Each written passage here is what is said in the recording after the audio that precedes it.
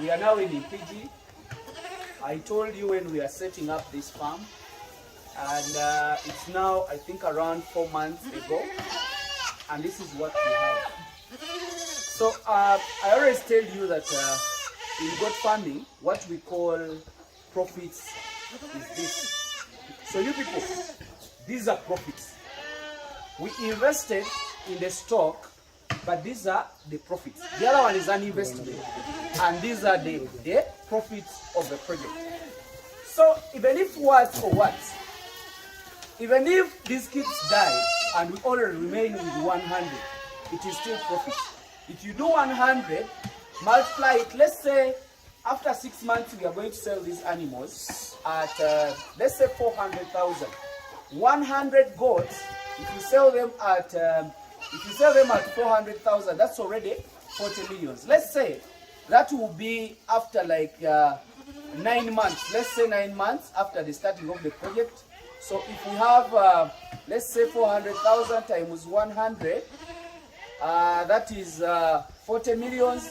Divide by, that is a year. Let's take a year after the investment, 12 months. That means we shall be getting 3.3 millions. So with goat farming, you can never go wrong. Even if we are selling them at 200,000, that means if we divide 3.3 divided by 2, you find that we are getting 1.6. So it is a business that you can do without you. This doesn't mean that it's you that is supposed to run this project. It is a partnership of you and the workers. So this is how we manage these animals. You see, I'm seated down. That means this place is clean and it is safer. So if you have your farm, you have a kid's pen, and you cannot be able to sit in that kid's pen, that means you're doing something wrong. But if you can be able to sit down here, and there is nothing like a smell, there is nothing like the fleas, that means the condition is conducive for these animals. So we can be able to at least make these animals grow. You get it?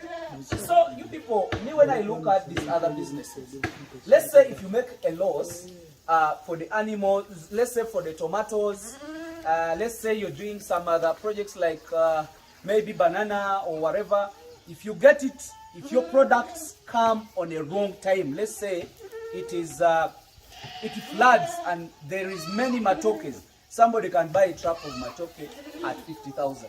But me, there is no way how you can say that, Hamis, this time you have a lot of animals and we are buying each animal at 20,000 because there are many animals to be sold.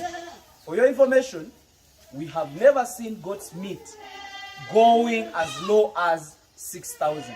By the time the goat's meat will go to 6,000, as for now it is 25,000, 20, 18,000, 15,000. By the time it goes back to 6,000, that's when we shall know that the goat's meat has gone down and our animals have flooded. So that means we have to export. But those people who want them from outside, I don't advise the country now to start exporting the meat because people want in tonnage. Just imagine if somebody tells us that in 6 months I want over 10 tons. If it is 10 tons, these animals can be consumed in only 2 days. You get it? And we don't have. So what does it mean? We need more of this. We need more of reproduction. If you're not doing reproduction, you're not making business. So here, you're seeing these animals, they are 1 month, 3 weeks, 2 weeks. By the time they make 6 months, you will not believe that these are kind of animals. This is the only way that we are going to fight high rates of goat's meat, is by having hybrid animals. You get, if you see locals, if you're slaughtering a local, you find out yourself that most of the animals that are slaughtered in our slaughter areas are really more than 6 years. On average, actually, the animals that we slaughter are 6 years old, most of the locals. Try to find out by yourself.